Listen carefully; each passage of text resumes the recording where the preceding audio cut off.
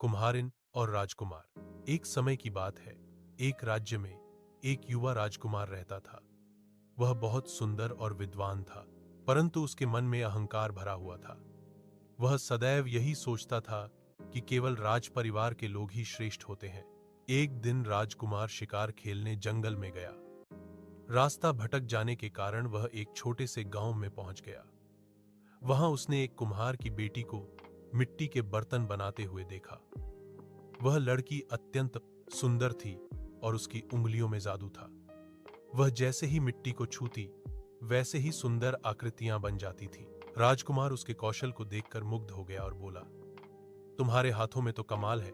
यदि तुम राजमहल में होती तो कितना अच्छा होता। कुम्हारिन मुस्कुराई और बोली, राजकुमार जी, मैं यहीं प्रसन्न हूं। मेरे लिए यह मिट्टी किसी सोने चांदी से कम नहीं। इसी से मैं अपनी कला को जीवित रखती हूं। राजकुमार को उसकी बात अजीब लगी। उसने पूछा, क्या तुम्हें राजसी जीवन नहीं चाहिए? कुम्हारिन ने शांति से उत्तर दिया, महल में रहने से कोई महान नहीं बन जाता। महानता तो कर्म और संतोष में है। मैं अपने परिश्रम से जो बनाती हूं, उसमें मुझे असली सुख मिलता है। राजकुमार पहली बार किसी से ऐसी सीधी और सच्ची बात सुन रहा था। उसने कुछ दिन उस गांव में बिताए और कुम्हारिन के परिवार के साथ समय व्यतीत किया।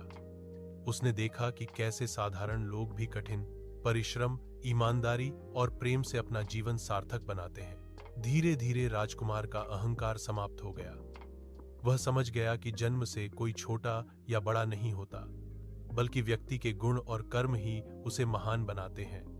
कुम्हारिन की सादगी, आत्मसम्मान और कला के प्रति समर्पण ने उसे जीवन का सबसे बड़ा पाठ पढ़ाया। जब राजकुमार अपने महल लौटा तो वह एक बदला हुआ इंसान था। उसने अपने राज्य में सभी कारीगरों और कलाकारों का सम्मान करना शुरू किया।